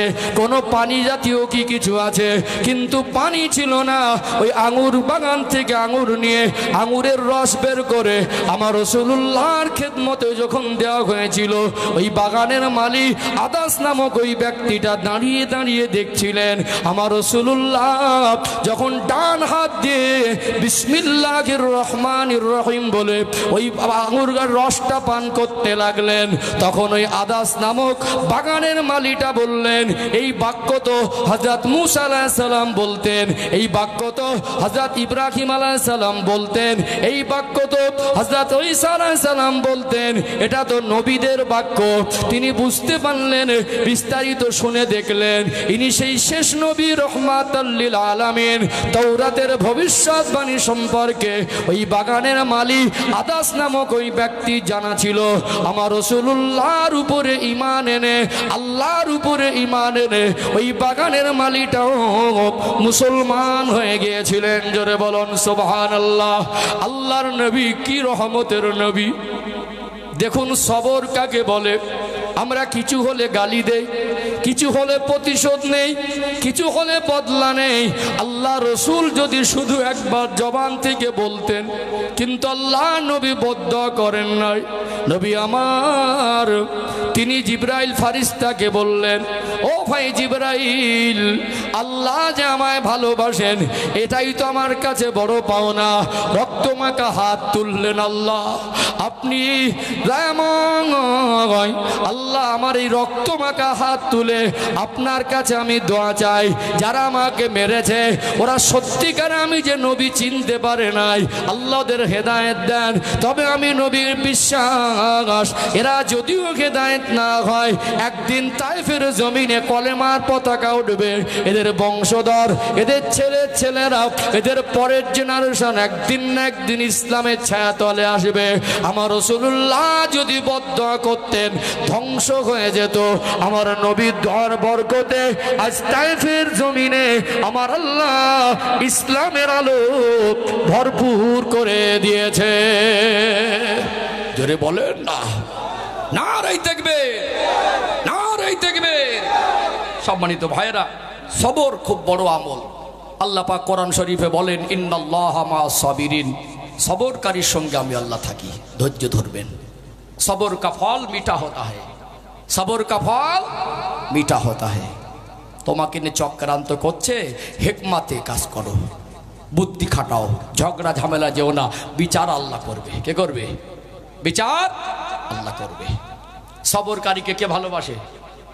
আল্লাহ ভালোবাসে। যতই বড় মুসিবত আসুক, আপনি যে সবর করছেন, আর আল্লাহ বলছেন সবরকারীর সঙ্গে আমি আল্লাহ থাকি। যখনই সবরের আমলটাকে আপনি বাস্তবায়ন করছেন, আল্লাহ সাহায্য আপনার সঙ্গে আছে। এইটুকু আমরা মনে করে নিতে পারি না, তাই জন্য আমাদের সবর করাটা কঠিন হয়। সবর করলে আমাদের সঙ্গে কে থাকবেন? আল্লাহ। যদি আল্লাহই আমার সঙ্গে থাকেন, আর কারোর দরকার আছে? সবর করবেন। অনেক দিনের বন্ধুত্ব চটে যায় সবর না থাকার কারণে। একটু ভুল বোঝাবুঝি, গালাগালি দিয়ে ফেলে, এই তোর সঙ্গে বন্ধুত্ব রাখবো না, হয় না? স্বামী স্ত্রীর সঙ্গে সম্পর্ক ঝগড়া ঝামেলা হয় কি করে? এত মহব্বত। সবর কমের ক্ষেত্রে যে মানুষের ভিতরে সবর কম, তারা বেশি ঝগড়াটে। দেখবেন কথায় কথায় গালি দেয়, কথায় কথায় ঝগড়া করে, কারা? এদের ভিতরে সবর নেই। মানুষের ভালো মানুষের কোয়ালিটি তৈরি করতে গেলে সবর করতে হবে। আল্লাহ সৃষ্টি জগতের মধ্যে আমার রসুলকে আল্লাহ শ্রেষ্ঠ করেছেন, আর আল্লাহ রসুলের মতো সবর পৃথিবীর সৃষ্টির মধ্যে আর কেউ করেছে বলে আমার জানা নেই। কথা কি বুঝতে পেরেছেন? তাহলে কি আমল করব? সবর, ত্যাগ আর পরিশ্রম। কি করব? হালাল রুজি উপার্জন করতে গিয়ে পরিশ্রম করতে হবে, ফজরের নামাজ পড়তে পরিশ্রম করতে হবে, হজে যাব নিয়ত করছেন, ধনী হতে গেলে হালাল কামাই করে সেখানে পরিশ্রম করতে হবে, তবে তো টাকা জমাবেন, তারপরে তো হজ করবেন। পরিশ্রমের ভিতরে সফলতা আছে, সবরের ভিতরে সফলতা আছে, আর ত্যাগের ভিতরে সফলতা আছে। দিনের পথ ধরেই চলতে হবে। তারপরে তিনটা আমল করুন, দেখবেন ইনশাআল্লাহ। কষ্ট পাচ্ছেন নাকি আলোচনায়? কষ্ট পাচ্ছেন? অনেক বাপ মা সবর কম। কি করে? বাবা মা বার্ধক্য জীবনে গিয়ে স্মৃতিশক্তিটা আর জোয়ান বয়সের মতো থাকে না। থাকে কি? মানুষের শারীরিক অবস্থান, সর্ব জিনিস, অঙ্গ প্রত্যঙ্গ সবটাই একই রকম অবস্থায় থাকে না। থাকে? ছোটবেলায় জ্ঞান ছিল, বুদ্ধি ছিল সেই রকম, কম ছিল। বাচ্চা মানুষ মনে জ্ঞান বুদ্ধি কম, বড় হয় আর বুঝ বাড়ে। চোখের দৃষ্টি শক্তিটা কমে যায়, শরীর কমজোর হয়ে যায়, বিভিন্ন রকম শরীরের রোগ জুটে যায়, যায় না? বয়স হয়ে গেলে একটা সময় বার্ধক্য জীবনে গিয়ে স্মৃতিটা কমজোর হয়ে যায়, ধৈর্যটা কমে যায়। ছোটবেলায় কত বিরক্তি করেছি আব্বাকে, কত বিরক্তি করেছি আব্বাকে। আব্বা যাব, মা যাব, এটা খাবো না, এটা পরবো না, বিরক্তি করিনি? তারা সহ্য করেছে। কখনো মা রেগে গেছে, আব্বা বলেছে বাচ্চা মানুষ বোঝে না, রাখছো কেন, সহ্য করো। কখনো আব্বা রেগে গেছে, মা বলছে বাচ্চা মানুষ বোঝো, ওকে মারতে যাচ্ছ। তখন কেউ না কেউ সাহারা হয়েছিল। আজ আব্বার ব্রেনটা, মায়ের স্মৃতিটা সেই বাচ্চা মানুষের মতো হয়ে গেছে, ধৈর্য কম। তুমি ছেলে, তোমার তো ধৈর্য ধরার সময়। তুমি যখন বুঝতে না, তোমার বাপ মা তখন তোমার জন্য সবর করেছে, তোমাকে আদর করে মায়া মমতা দিয়ে মানুষ করেছে। এখন তুমি বড় হয়েছো, তোমার ছোটবেলায় তোমার বাপ মা দেখেছে, বার্ধক্য জীবনে তুমি দেখবে। এবারে বাপ মা যদি বার্ধক্য জীবনে ছোট বড় দুটো কথা বলো, সবর করার দায়িত্ব তোমার। তুমি যদি সবর না করো, তাদের সবর তোমার থেকে বেশি হওয়ার কথা, কথা তো না হিসাব বলে। তাহলে সংসার নষ্ট হবে, বদদোয়া পড়বে, আখেরাত দুনিয়া সবটাই বরবাদ হবে। আমরা সবরে আমল করবো, আল্লাহ তৌফিক দান করেন, বলেন আল্লাহুম্মা আমিন। মনে থাকবে ইনশাআল্লাহ। তাকবীর দান তো, নারে তাকবীর, মাশাআল্লাহ। আর একটু প্রাণ ভরে আওয়াজ দেন, নারে তাকবীর। সিলসিলা হক মুজাদ্দিদে জামান, লক্ষ্মীকান্তপুর গ্রামবাসী বিন্দু, এ মাহফিলের কমিটির সাহেবানগণ, হিজবুল্লাহ, নারে তাকবীর। যাই হোক, আজকে আলোচনাটা একটু ভিন্ন ধারায় করেছি, 12টা ওভার হয়ে গেছে। তো মোটামুটি আপনাদের কালেকশনের একটা ব্যাপার থাকে, কালেকশনটা আপনারা দিয়েই দেন আলহামদুলিল্লাহ। নবী দিবসের মাহফিলে একটা আলাদা বরকত চলে। নবী দিবসের মাহফিলে দুটো একটা কথা আপনাদের খুব অল্প সময় বলে দেই। ফেসবুকে, সোশ্যাল মিডিয়া আশপাশ থেকে অনেকে অনেক সমালোচনা করবে। আমরা নবীর জন্মদিন পালন করি না। যেভাবে ভিন্ন ধর্মাবলম্বীরা জন্মদিন পালন করে, কেক কেটে হাততালি বাজিয়ে জন্মদিনের পার্টি দেয়, ওই রকম নীতি আদর্শ আমরা বিশ্বাসী না। আমরা এরকম একটা মাহফিলের ইন্তজাম করে নবীর সিরাত আলোচনা করে, জীবন আদর্শ আলোচনা করে মানুষকে সুন্নাতের পথে প্রতিষ্ঠিত করার চেষ্টা করি। এতে কে কি বলল যা আসে না। আর এটা মনে রাখবেন, নবীর আগমনটাই সৃষ্টি জগতের জন্য রহমত। নবীর আগমনটা সৃষ্টি জগতের জন্য রহমত। আগমন, নবীর আগমন রহমত পেয়ে মানুষের অখুশি হওয়ার কোনো প্রশ্ন নেই। রহমত পেয়ে অখুশি হয়? একটু হাঁকু দেন না। রহমত পেয়ে অখুশি হওয়ার কোনো জায়গা নেই। যা কিছু নিয়ামত পাই শুকরিয়া আদায় করতে হয়। কি করতে হয়? শুকরিয়া আদায়। তবে শুকরিয়া আদায়টা ডিজে বাজিয়ে নয়, মোমেনের শুকরিয়া আদায়টা গান বাজনা করে নয়, মোমেনের শুকরিয়া আদায়টা উচ্ছৃঙ্খল পন্থায় নয়। মোমেন শুকরিয়া আদায় করে নামাজ পড়ে, মোমেন শুকরিয়া আদায় করে আল্লাহর দরবারে জবান থেকে পবিত্র তসবিহ পড়ে আলহামদুলিল্লাহ। কথা ঠিক না বেঠিক? অর্থাৎ আমরা রসুলের আগমনকে আমরা দুঃখিত হই না, আমরা আনন্দের সঙ্গে নেই। অর্থাৎ নবীর আগমনটাই হলো ঈদের মতো একটা আনন্দ। বিভ্রান্তিতে পা দেবেন না, মিলেমিশে আছেন থাকবেন। এতটুকু বলবো, নামাজে পাবন্দি করেন। 365 দিন জলসা শুনে যদি নামাজে না যান তো জীবন অন্ধকার হয়ে থাকবে। যারা এসেছেন ডাইনে বামে অনেক মানুষ বসে আছেন, এই কথাটুকু আজকে আমল করবেন যে পৃথিবীতে আমরা মানুষ, এর ভিতরে যারা বাচ্চা তারা একটা শিশুকালের শৈশব জীবনে আছে, যারা ছোট থেকে একটু বড় হয়ে শেখার মতো সময় এসেছে, বাবা মাকে বলে দেন নামাজের শিক্ষা দেন। ছেলেটা যেন নামাজের শিক্ষা পরিবার থেকে পায়। নিজে পরিবার থেকে না দিতে পারেন, প্রত্যেকটা গ্রামে মক্তব আছে না নেই? আছে না? মক্তবে পাঠাবেন। 2 বছর 10 মিনিট করে একজন আলেমের সহবতে বসলে ওই বাচ্চাটা যদি পরে ডক্টর, মাস্টার, ব্যারিস্টার, ইঞ্জিনিয়ার হয়ও ও নামাজি হবে ইনশাআল্লাহ। এটা গেল। আপনারা ছোট থেকে বাচ্চাদের ছেলে হোক আর মেয়ে হোক নামাজের শিক্ষা দেবেন ইনশাআল্লাহ। দ্বিতীয়, যারা যুবক ছেলেরা নামাজ পড়তে পারো না, আমি হুজুর বলছি নামাজ পড়ো, ও না উজু করতে জানে না ভালো করে, নামাজের নিয়ত জানে না, দরুদ শরীফ জানে না, দোয়া কুনুত জানে না, দোয়া মাসুরা জানে না। দরকার আছে না নেই? আছে না? তাহলে কোথা থেকে শিখবে? ওই খেলায় মার কর ওদের পাশে বসে শিখবে? কোথা থেকে শিখবে? রাত্রে শুয়ে শুয়ে ফেসবুকে নাটক দেখলে কি মুখস্থ হবে? যুবক ভাইদেরকে বলি, 24 ঘন্টার ভিতরে যে কোনো একটা অক্টে 20 জন, 15 জন, 10 জন ইমামের সোহবাতে বসে যাও। 2 মাস বসে থাকো, তোমার জীবনে ঈমান আমলের ঘাটতি পূরণ হবে ইনশাআল্লাহ। এটা গেল যুবকদের। অনেক মুরব্বী মানুষ আছেন নামাজ পড়ছেন কিন্তু নামাজ শুদ্ধ নেই। আছে না নেই? একটু হাঁকু দেন না। আছে না? নামাজ ধরেছি, এক সময় দুনিয়াদারিতে ডুবেছিলাম, এখন বয়স হয়ে গেছে বা দিনের পথে আলহামদুলিল্লাহ। আপনি প্যান্ট শার্ট পরতেন, বাদ দিয়েছেন, আজকে লুঙ্গি পাঞ্জাবি বা সুন্নাতি পোশাক পরছেন, এটা তো খুশির বিষয়। আপনি দাড়ি রাখতেন না, এখন দাড়ি রেখেছেন, এটা তো খুশির বিষয়। আগে মসজিদে আসতেন না, এখন 5 ওয়াক্ত আসছেন, এটা তো খুশির বিষয়। কিন্তু নামাজটা তো শুদ্ধ করে পড়তে হবে। নামাজে যে চুরি করে ছোট চোর না বড় চোর? বড় চোর। লজ্জা নয়, শিখতে হবে। ইমামের পিছনে নামাজ পড়ছে ইক্তেদা করে, তখন লজ্জা লাগে না। নামাজ শুদ্ধ করার জন্য ইমামের কাছে বসতে লজ্জা কিসের? কি মনে হয়? লজ্জা কিসের? বসুন। যাদের নামাজ শুদ্ধ নেই, একটা মাসে একটা করে দোয়া শুদ্ধ হোক, 12 মাসে 12টা হয়ে যাবে। একটা মাস একটা 4 লাইনের সূরা মুখস্থ করতে সময় যাক, 4 মাস গেলেও 4টে সূরা জীবনের মতো শুদ্ধ মুখস্থ হবে। হবে কি হবে না? হবে না। কিন্তু একটা ইগো কাজ করে, আমি নেতা মানুষ, হুজুরের কাছে বসবো, আমি গ্রামের নাম করা নামি দামি মানুষ, হুজুরের কাছে বসবো, আমি গ্রামের চাকরিজীবী মানুষ, হুজুরের কাছে বসবো, আমি বিচার করে বেড়াই, হুজুরের কাছে বসবো। হুজুরের কাছে তো আমি বসবো না।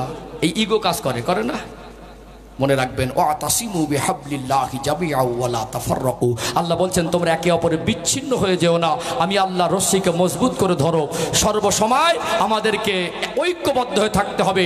যেমন আমি রবিউল ইসলাম, যদি কোনো একজন মানুষ অসুস্থ হয়ে কাতরায়, আমি ডক্টর তো না যে তার অপারেশন করবো, ওটি রুমে গিয়ে আমি একটা অসুস্থ ব্যক্তিকে অপারেশন করতে যাব না। আর তেমনি একজন MBBS ডক্টর বা একজন সার্জেন্ট ডক্টর যে অপারেশন করে, সে তালাকের ফতোয়া দিতেও, তার তালাকের ফতোয়ার প্রয়োজন হলে হুজুরের কাছে আসবে, আর হুজুর অসুস্থ হলে তার কাছে যাবে। আল্লাহ তো শিক্ষা দেয়, শ্রেষ্ঠ ইবাদত নামাজ। ওখানে গিয়ে দেখো তোমার ধনী গরিবের পার্থক্যর অপশন নেই। রাজার পাশে ফকির দাঁড়াবে, সরাতে পারবে না। ধনীর সামনে ভিক্ষুক দাঁড়াবে, পিছিয়ে দিতে পারবে না। আল্লাহ শিক্ষা দেয় মিলেমিশে থাকো। একে অপরের প্রয়োজন পড়লে যার কাছে যে শিক্ষা আছে তার কাছ থেকে নাও। যাদের নামাজ শুদ্ধ নেই, এই আমল করেন। কোথাও যদি না যান, মসজিদে যদি 24 ঘন্টায় 10 মিনিট সময় বার করেন, ক মিনিট? 10 মিনিট করে, ইনশাল্লাহ 1 বছর, সপ্তাহে 1 দিন জরুরি কাজ চলে গেলেন, বসুন না। তারপরের দিন বসুন, সপ্তাহে 4 দিন বসুন, সপ্তাহে 5 দিন বসুন। 1 সপ্তাহ কোথাও গেলেন, বাদ দেন, পরে আবার বাড়ি এসে বসুন। 1 মাস করে একটা করে সূরা একটা ইমামের সোহবতে বসলে মুখস্থ হবে না? হয়ে যাবে। মুরব্বী যারা নামাজে ঘাটতি আছে, আল্লাহ সন্তুষ্টি অর্জনের জন্য ইমামের সোহবতে বসে নামাজ শুদ্ধ করে নেন। যুবকরা যারা বাবা মা নামাজ শেখায়নি, এ দোষ 100% বাবা মার। তারপরে বাবা মার দোষ দিয়ে বসে থাকা যাবে না, তোমাদের শিখতে হবে। তোমরাও মসজিদে বসে শেখো। আর ছোট থেকে যেসব বাচ্চাদের মানুষ করছি বাবা মা, আমরা তাদেরকেও নামাজি দিনদার হিসেবে গড়ে তুলি। যদি আমরা পরিবেশটাকে পরিবর্তনের চেষ্টা না করি, তাহলে মসজিদে এসি লাগিয়েও এই রকম জলসা দিয়ে খুব উন্নত মানের বিরানি করেও সমাজে পরিবর্তন সহজ হবে না। এই 3টে আমল করবেন। বাচ্চাদের ছোট থেকে নামাজ শেখাবেন, যারা ইয়াং জেনারেশন আছেন তারাও শিখবে, যারা মুরব্বী আছে তারাও শিখবে। আল্লাহ তৌফিক দান করেন, বলেন আল্লাহুম্মা আমিন। বুঝতে পেরেছেন? এই 3টে আমল দিলাম। আর ত্যাগ, সবর আর পরিশ্রম। হালাল পথে রোজগারও বেশি পরিশ্রম করুন, ইবাদতেও বেশি পরিশ্রম করুন, ভালো কাজে বেশি পরিশ্রম করুন, ইনশাআল্লাহ। অজের লাইন ক্লিয়ার হয়েছে মোটামুটি?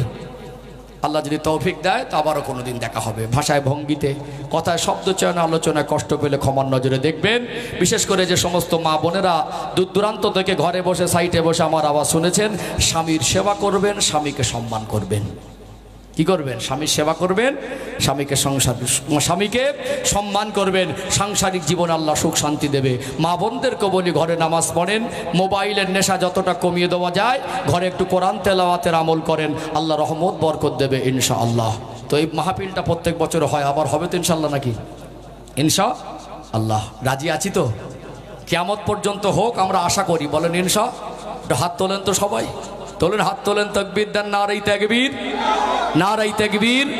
এরকম দিন প্রচার হবে কিয়ামত পর্যন্ত। আমরা এই আশা করি, আমরা যেদিন থাকবো না, আমাদের সন্তানরা সেদিন এই রকম মাহফিলে বসে আমাদের জন্য কবরে শুয়ে থাকবো, তারা দোয়া করবে ইনশাআল্লাহ। এই মাহফিলের জন্য আগামী বছরে সানাউল্লাহ ভাই আসেন, আসেন।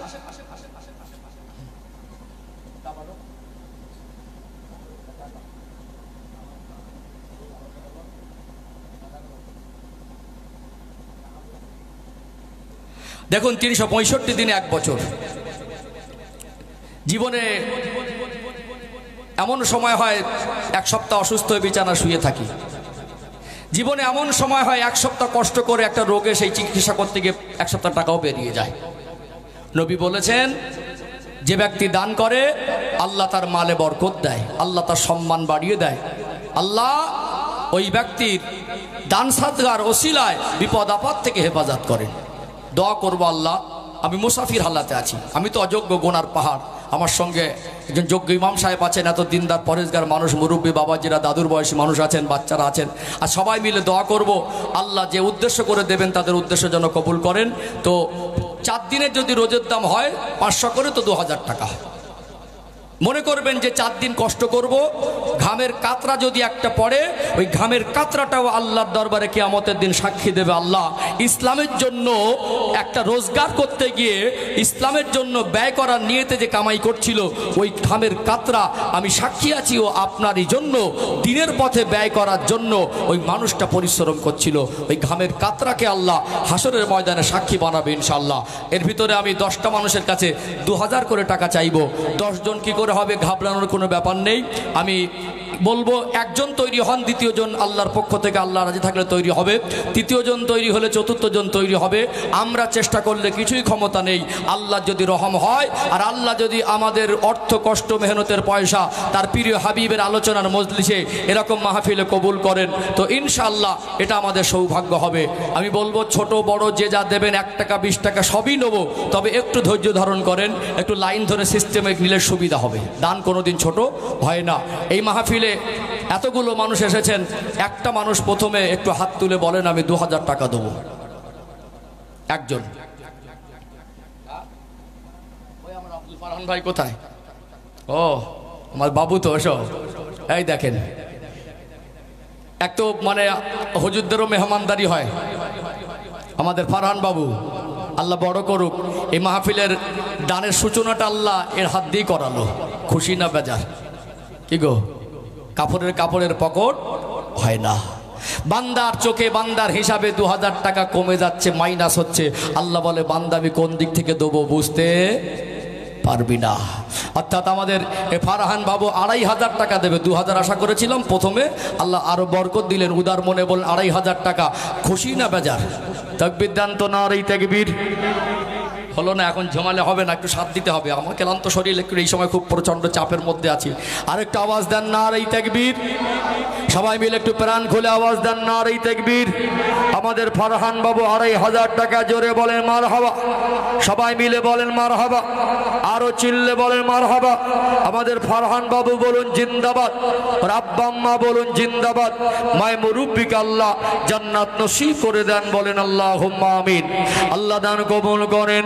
আল্লাহ আমার ওই বাপ আমার ওই সোনার ছেলেটা আল্লাহ হায়াতে বরকত দেন, আল্লাহ শরীরকে সুস্থ রেখে দেন, যতদিন বাঁচিয়ে রাখবেন, কঠিন কঠিন রোগ বিমার দেবেন না, শত্রু দুশ্মন অনিষ্টার হাত থেকে কঠিন কঠিন রোগ বিমার বালা মুসিবত থেকে আল্লাহকে হেফাজত করেন। আল্লাহ ওনার সঙ্গে বংশের আলো বানিয়ে দেন, ওনার আব্বা আম্মার কলিজাকে ঠান্ডা করেন। আল্লাহ ওই সংসারে বেশি বেশি উন্নতি দিন, বলুন আল্লাহুম্মা আমিন। ওনার আত্মীয় স্বজন মায়ে মুরব্বি যারা কবরে, আল্লাহ তাদের কবরগুলোকে বেহেশতের বাগান করে দিন, বলুন আল্লাহুম্মা আমিন। নারে তাকবীর। বলেন 2 নম্বরে 2000 কে দেবে? মুরসালিম ভাই কই?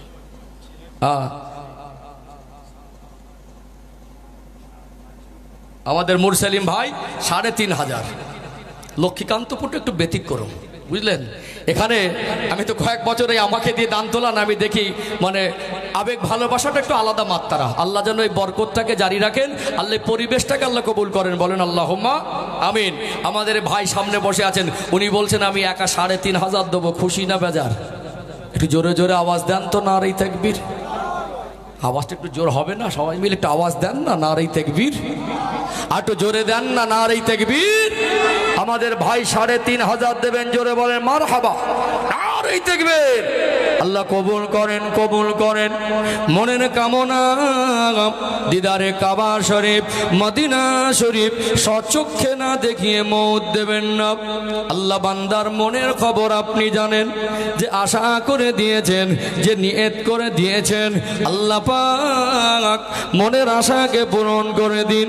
আল্লাহ তানার এক সন্তান দুনিয়া ছেড়ে চলে গেছেন, আল্লাহ তানার কাছের মানুষ মায়ে মুরব্বি যারা দুনিয়া ছেড়ে চলে গেছেন, আল্লাহ দানের সওয়াব তাদের কবরে কবর পৌঁছে দেন, তাদের কবরগুলোকে এ দানের ওসিলা করে বেহেশতের বাগান করে দিন, বলুন আল্লাহুম্মা আমিন।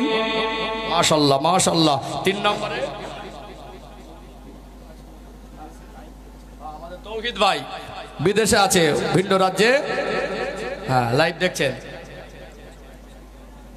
আমার তৌহিদ ভাইয়ের আব্বা দুনিয়া ছেড়ে চলে গেলেন, 2-2.5 মাস হয়েছে, হ্যাঁ 1 মাস মতো হয়েছে। ছেলেটা আজকে এখানে থাকলে কি খুশি হতো। বোনটা কিন্তু লক্ষ্মীকান্তপুরে পড়ে আছে। আল্লাহ আমার ভাইটাকে সমস্ত রকম অনিষ্টার হাত থেকে আল্লাহ হেফাজত করেন, বলেন আল্লাহুম্মা আমিন। কত সানাউল্লাহ ভাই? 2000। আমাদের তৌহিদ ভাই 2000 টাকা, জোরে বলেন মারহাবা। সবাই মিলে বলেন না মারহাবা, চিল্লে বলেন মারহাবা। তৌহিদ ভাই বলুন জিন্দাবাদ, ওনার আলাউলাদ বলুন জিন্দাবাদ, ওনার মায় মুরব্বিকে আল্লাহ জান্নাত নসিব করেন, বলেন আল্লাহুম্মা আমিন। আল্লামা তৌহিদ ভাই বাড়ি ছেড়ে অনেকটা দূরে কর্মসূত্রের জন্য বেরিয়ে আছেন। আল্লাহ তাআলার যে আশা, যে উদ্দেশ্য মনে যে নিয়ত করে গিয়েছেন, আল্লাহ তাআলা রুজি রুটিতে বরকত দেন, আল্লাহ তাআলা নিয়তকে পূরণ করে দেন, নসিবকে খুলে দেন, সুখের কপাল করে দেন। আল্লাহ দয়াময় তানাকে সমস্ত রকম শত্রু দুশ্মনের হাত থেকে আল্লাহ হেফাজত করেন। আল্লাহ হাসি মুখে আবার এই বাড়িতে ফেরাবেন।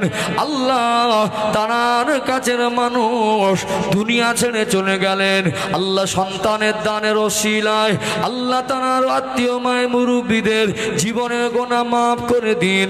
আল্লাহ তাদের কবরে সওয়াব পৌঁছে দিন, তাদের কবরগুলোকে বেহেশতের বাগান করে দিন, বলুন আল্লাহুম্মা আমিন। 1000 টাকা নগদে দাদা এবং বুবুর জন্য সবরেসানি। কি নাম? আমাদের রেজওয়ান শেখ, হ্যাঁ, বিদেশে আছে। আল্লাহ কবুল করেন, বলেন আল্লাহুম্মা আমিন। আল্লাহ কবুল করে নেন, আল্লাহ হায়াতে বরকত দেন, রুজি রুটিতে বরকত দেন, রোগ বিমার থেকে হেফাজত করেন। তানার দাদা আর তারা বুবু আল্লাহ দোয়া চেয়েছেন, তারা কবর জগতে আছেন, এ দানের সওয়াব তাদের কবরে পৌঁছে দেন। অন্ধকার কবরকে বেহেশতি নূর দিয়ে গুলজার করে দিন, সংকীর্ণ কবরকে প্রশস্ত করে দিন। আল্লাহ ছেলেটাকে সম্মান ইজ্জত বাড়িয়ে দিন, বংশের আলো বানিয়ে দেন। আল্লাহ পরিবারের সবাইকে নিয়ে সুখের জীবন কাটাবার মতো তৌফিক দিন, বলুন আল্লাহুম্মা আমিন।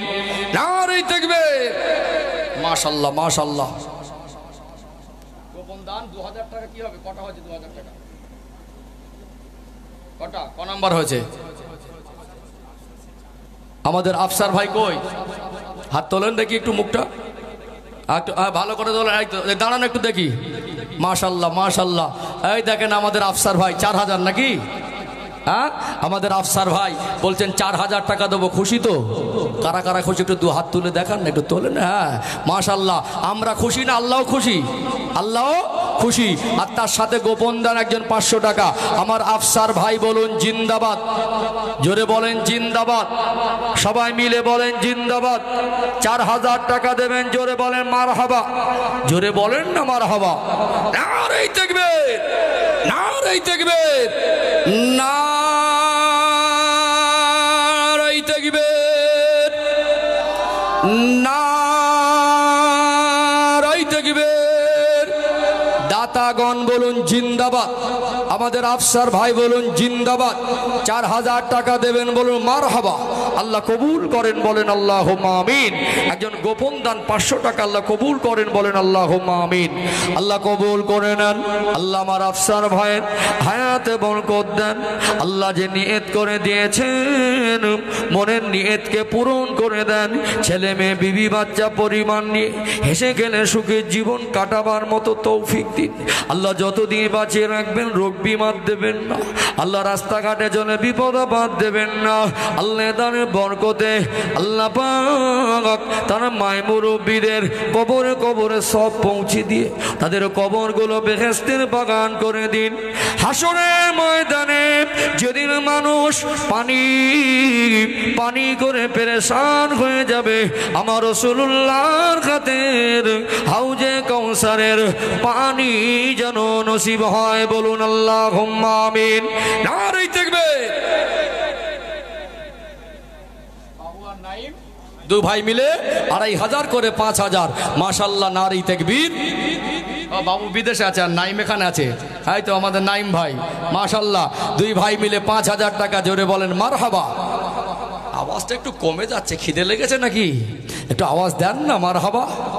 তাকবীর দেন না, নারে তাকবীর, নারে তাকবীর। দাতাগণ বলুন জিন্দাবাদ, জোরে বলেন জিন্দাবাদ। আল্লাহ দুই ভাইকে কবুল করেন। হযরত ইমামে হাসান, হযরত ইমামে হোসেন রাদিয়াল্লাহু আনহুমা হুজুরদের সঙ্গে আল্লাহ হাসর করাবেন, বলুন আল্লাহুম্মা আমিন।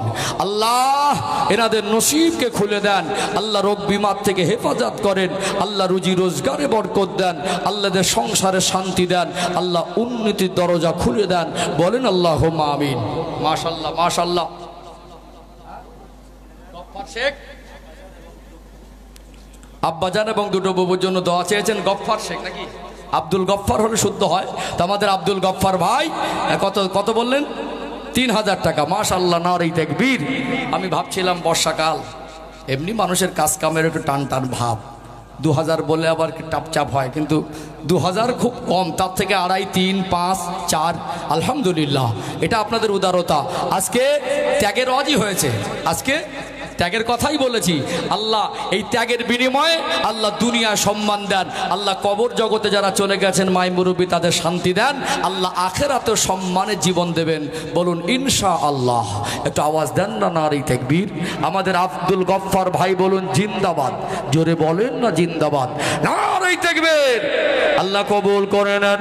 আল্লাহ আমার আব্দুল গফফার ভাই রুজি রুটির জন্য বিদেশে, আল্লাহ বাইরে আছে, পরিবার ছেড়ে আত্মীয় স্বজন ছেড়ে গ্রামবাসীকে ছেড়ে চলে গেলেও আজকে তার এই লক্ষ্মীকান্তপুর গ্রামের কথাটা মনের মধ্যে আছে। আজ যদি ওই ছেলেটা বাড়িতে থাকতো আপনাদের সঙ্গে কত আনন্দিত হয়ে আনন্দের সঙ্গে মজলিসে বসতো। আল্লাহ আমার ভাইকে যেখানেই রাখেন আল্লাহ ভালো রেখে দেবেন, আল্লাহ হেফাজতে রাখবেন, আল্লাহ রুজি রুটিতে বরকত দিন, আল্লাহ কঠিন কঠিন রোগ বিমার থেকে হেফাজত করেন। বলেন আল্লাহুম্মা আমিন। নারে তাকবীর। মা বোনেরা যারা আওয়াজ শুনছেন, প্রত্যেকটা বছরে প্রত্যেকটা মাহফিলে প্রত্যেকটা দিনের কাজে মায়েদের একটা অবদান থাকে। আমি যদি 20টা মায়ের কাছে 1000 করে চাই তো ইনশাল্লাহ 20,000 হয়ে যাবে ইনশাআল্লাহ। আর 2000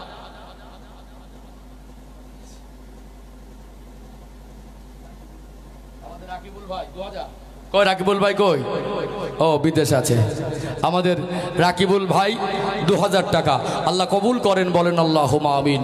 আল্লাহ বিদেশে আছে তো শরীরকে সুস্থ রেখে দেন, আল্লাহ হায়াতে বরকত দেন, রোগ বিমার থেকে হেফাজত করেন, আল্লাহ শত্রু দুশ্মনের হাত থেকে আল্লাহ হেফাজত করেন, আল্লাহ তার জানমালকে আল্লাহ হেফাজত করেন, আল্লাহ তার পরিবারকে আল্লাহ রোগ বিমার থেকে হেফাজত করেন, আল্লাহ তাকে ধনী সম্পদশালী বানিয়ে দেন।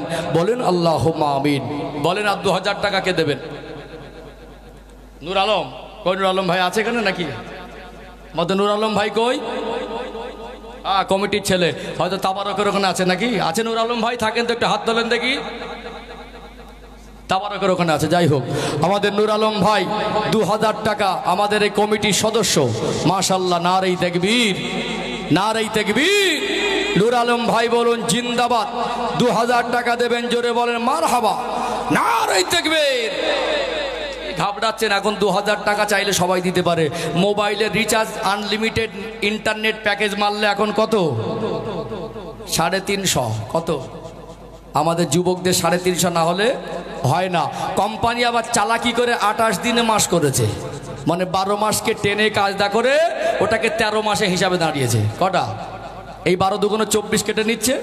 কোনো মাস আবার 31-এ থাকে, এদিকে 28 দিন দিয়ে 12 মাসকে 13 মাস, মানে 13 মাসে আপনার প্রত্যেক মাসে নিম্ন 350 টাকা যুবকদের লাগছে। তাহলে 3 তরং 39 আর 6.5 45, মানে 4500 টাকা বছরে রিচার্জ খেয়ে নিচ্ছে।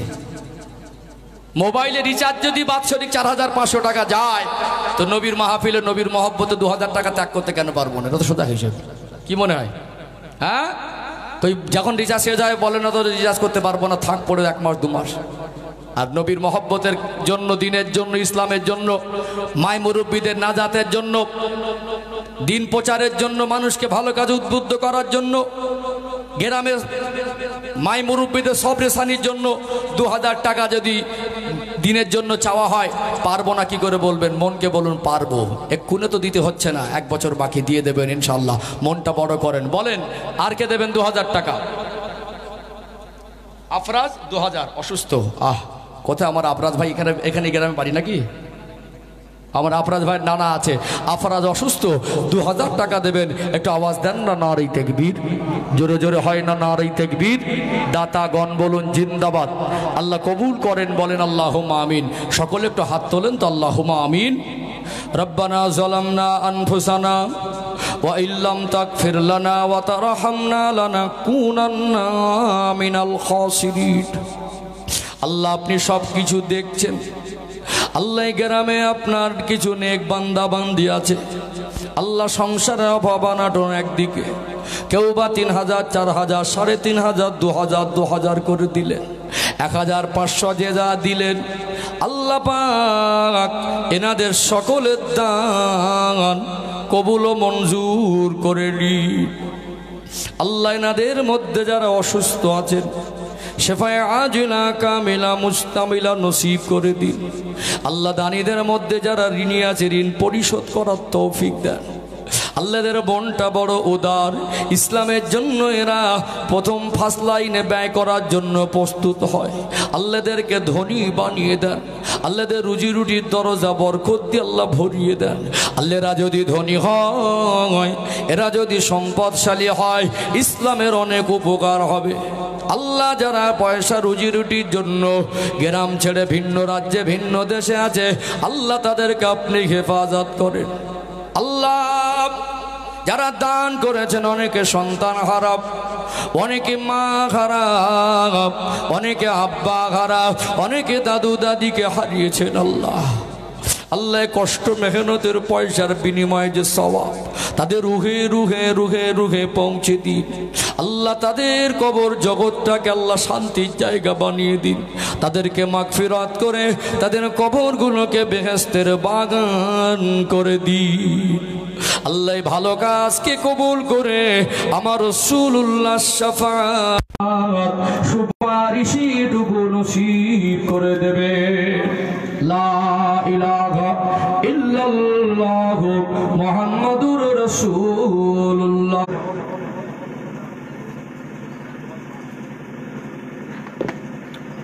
মোবাইলে ক্লিপটা আমাদের এই নবী দিবস কমিটির মাহফিল কমিটির একজন সদস্য ছিলেন, এই গ্রামেরই ছেলে মেহবুব শেখ। 2 বছর হয়ে গেল তিনি দুনিয়া ছেড়ে চলে গেলেন। আমাদের সবাইকে একদিন চলে যেতে হবে। এখন মাঝে মাঝে রাতের বেলা বিছানায় পিঠ ঠেকিয়ে মনে করি দুনিয়া ছেড়ে তো যেতেই হবে, কি করলাম। বিশ্বাস করুন, দুনিয়ায় বেঁচে আছি, একদম যেতেই হবে এইটুকু যখন মনে করি, বালিশে মাথা দিয়ে আমার দাদু দাদিমা, আমার চাচা জানরা যেখানে কবরস্থানে শুয়ে আছে, রাতের অন্ধকারে বিছানায় শুয়ে কবরস্থানটা আমার চোখের সামনে ভাসে। একদম মনে হয় সচক্ষে যেরকম দেখি ওই রকম চোখে ভাসে। এখন মনে হয় মানুষ ভালোবাসে, মানুষদেরকে কি দিলাম। একদিন এইসব জায়গায় অন্য বক্তারা বসবে, আমিও থাকবো না। ভালো কাজ যদি আল্লাহ করা, এটা আমাদের নসিব। চেষ্টা করি এই জন্য দিনের জন্য কিঞ্চিত হলে যতটুকু আমার সাধ্য ভালো কাজ করার। আল্লাহ আমাদের ভালো কাজ করার তৌফিক দেন, আর ভালো কাজগুলো যেন নাজাতের ওসিলা করে দেন, বলেন আল্লাহুম্মা আমিন। তো আজকে হয়তোবা সেই ছেলেটা সৌভাগ্যবান, আমার সেই ভাই, তিনি বেঁচে থাকলে থাকতেন। তো তিনি একটা পরিচয় রেখে গেছেন, এরকম একটা জলসার কমিটি ছিলেন। এই জন্য যে সমস্ত যুবক ভাইরা গেম খেলায় মেতে থাকো, মনে করো চাঁদা তুলতে কেন যাব, ওরা করছে করুক, জলসায় গিয়ে কমিটি কেন হবে, ওরা দিচ্ছে দিক, এইরকম মানুষের কথা করো না। আজকে আমার মেহবুব শেখ সেই ভাইটা মরহুম হয়ে গেলেন, তারা একটা পরিচয় রেখে গেলেন নবী দিবস কমিটি। আল্লাহ এই ওসিলা করে তারাকে মাফ করে দেন, বলেন আল্লাহুম্মা আমিন। তার ভাই দিচ্ছেন 2000 টাকা সবরে সানির জন্য। আল্লাহ আমার ওই ভাইটাকে নাজাত দিয়ে দেন, মাগফিরাত করে দেন, আল্লাহ কবরটাকে বেহেশতের টুকরা বানিয়ে দেন, বলেন আল্লাহুম্মা আমিন। এরকম একটা ভালো কাজ স্মৃতি রেখে যান। আজকে এত মানুষের সামনে তিনি আজকে সৌভাগ্যবান, এই মানুষগুলো তার জন্য দোয়া করছে। এই জন্য আমরা একদিন থাকবো না, আমাদের সন্তানরা, আমাদের আলাউলাদরা, আমাদের পরের জেনারেশন এইরকম মাহফিলে বসে সেদিন আমাদের জন্য দোয়া করবে। সহযোগিতার হাত বাড়াতে হবে। আপনার কাছে কম, আপনি কম দেন, দিতে হবে। দেবো না বললে হবে না, দেবো না বলে বসে থাকলে হবে না, করবো না মিশবো না বললে হবে না। সবাই মিলে মিশে করবেন, দেখবেন আল্লাহ বরকত দেবে ইনশাআল্লাহ। বলেন 2000 টাকা কে দেবেন, তাড়াতাড়ি বলেন।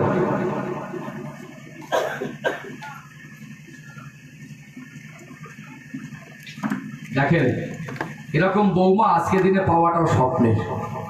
শাশুড়ি ইন্তেকাল করলেন কদিন হলো, হ্যাঁ 2-3 সপ্তাহ হবে। বৌমা দিচ্ছে শাশুড়ির নামে 5000 টাকা, বলেন হ্যাঁ, নগদে 5000 টাকা। এরকম বৌমা পাওয়া কপালের দরকার আছে আজকাল এই সময়। তখনকার বৌমারা মনে করে যে চলে গেলে বুড়োটার বুড়িটা মনে হয় বোঝাটা হালকা হবে। আল্লাহ বৌমাটাকে আল্লাহ পাক বংশের আলো করে দেন, বলেন আল্লাহুম্মা আমিন। আল্লাহ সংসারে আল্লাহর খানদানের নেক হাফেজ রব্বানি আলেমে হাক্কানি আল্লাহ দিনদার পরেজগার সন্তান দান করেন। আল্লাহ মা তার বংশধরকে আল্লাহ পাক দিনদার পরেজগার বংশধর বানিয়ে দেন, বলেন আল্লাহুম্মা আমিন। আল্লাহ ওই বৌমায়ের দানের ওসিলায় আল্লাহ তার শাশুড়ির জীবনের গুনাহ মাফ করে দেন, বলেন আল্লাহুম্মা আমিন। আল্লাহ দান কবুল করেন। আল্লাহ আমার ওই মা যে বৌমাটা দিলেন শাশুড়ির মাগফিরাতের জন্য নগদে 5,000 টাকা, আল্লাহ আমার ওই বৌমায়ের নসিবকে খুলে দেন, সুখের কপাল করে দেন, যতদিন বাঁচিয়ে রাখবেন আল্লাহ সুখে শান্তিতে জীবন অতিবাহিত করার তৌফিক দেন। আল্লাহ তার স্বামীকে নিয়ে সন্তানদের নিয়ে সুখের জীবন অতিবাহিত করবার মতো তৌফিক দিন। আল্লাহ রোগ বিমার থেকে হেফাজত করেন। এমন উদার মনের মানুষ শাশুড়ির জন্য আল্লাহ নাজাতের আশা করে 5,000 টাকা দিলেন, এ সওয়াব আল্লাহ তার শাশুড়ি মায়ের রুহে পৌঁছে দেন। আল্লাহ তার কবরটাকে আজকে দিনে বেহেশতের বাগান করে দিন। বলুন আল্লাহুম্মা আমিন। নারে তাকবীর।